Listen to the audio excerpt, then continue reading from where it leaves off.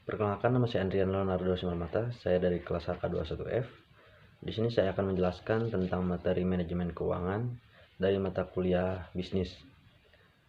Khusus untuk materi pembahasan kali ini, saya akan membahas 4 poin, yaitu yang pertama adalah overview tentang finance, yang kedua 3 jenis organisasi bisnis, yang ketiga tujuan manajer keuangan, dan yang keempat 5 prinsip dasar manajemen keuangan. Nah, langsung saja kita ke materi yang pertama, yaitu manajemen keuangan. Overview finance, keuangan. Finance adalah sebuah studi tentang bagaimana orang dan dunia usaha melakukan evaluasi atas investasi yang mereka lakukan, dan bagaimana cara menambah modal untuk mendanai kegiatan investasi tersebut. Ada 3 aktivitas dalam finance. Yang pertama adalah investasi, yang kedua pendanaan, dan yang ketiga operasional. Mengapa kita perlu mempelajari finance? Pengetahuan mengenai instrumen keuangan merupakan hal penting dalam membuat keputusan yang tepat, baik dalam dunia usaha maupun dalam kegiatan sehari-hari. Yang kedua, 3 jenis organisasi bisnis, yaitu bentuk organisasi bisnis. 1. Perusahaan perseorangan.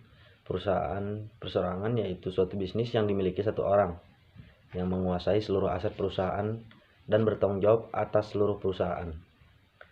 Kelebihan perusahaan perseorangan ada 3. Yang pertama, mudah untuk dimulai. Yang kedua, tidak perlu berkonsultasi dengan pihak lain dalam mengambil keputusan. Yang ketiga, pajak yang dikenakan adalah tarif pajak atas individu. Kelemahannya, yang pertama, bertanggung jawab secara pribadi atas utang-utang perusahaan. Yang kedua, the business cash on the debt of the proprietor. Yang ketiga, lebih sulit dalam meningkatkan jumlah uang. Yang kedua, pembahasan tentang 3 jenis organisasi bisnis. Partnership atau persekutuan merupakan suatu gabungan dari 2 orang atau lebih yang bersama-sama memiliki dan menjalankan usaha tersebut dalam rangka memperoleh keuntungan bisnis. Kelebihan partnership, yang pertama, relatif mudah untuk dimulai.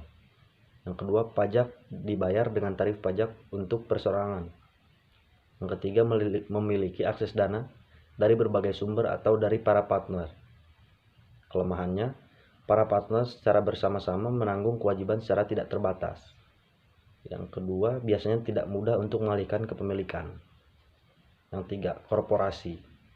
Korporasi adalah organisasi perusahaan yang membutuhkan uang dalam jumlah yang besar untuk membangun bisnis tersebut.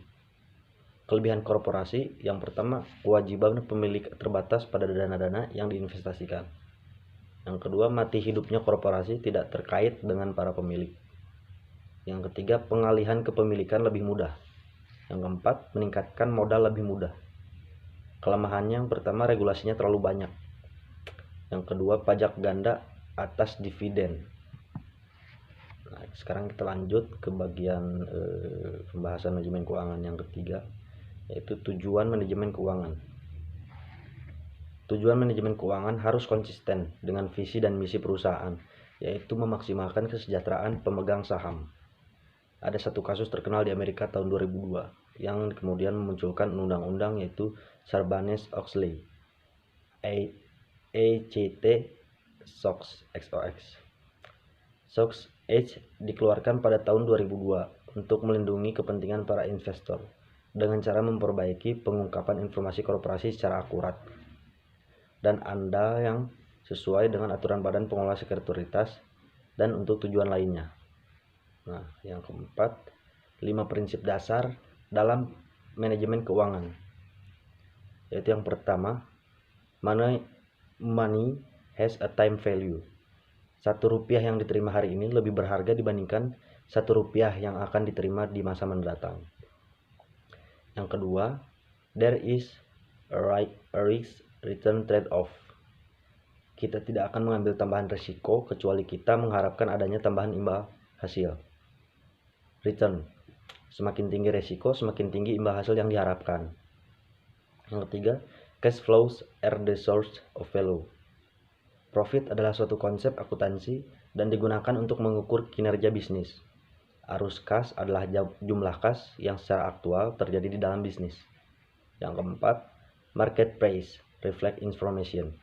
Para investor bereaksi sangat cepat terhadap berita atau informasi dan juga terhadap keputusan yang dibuat oleh para manajer. Good news mengembalikan higher stock price. Bad news menghasilkan lower stock price stock. Yang kelima, individuals respond to incentives.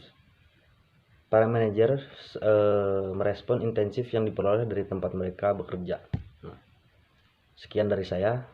Mohon maaf bila ada salah kata. Selamat malam, terima kasih.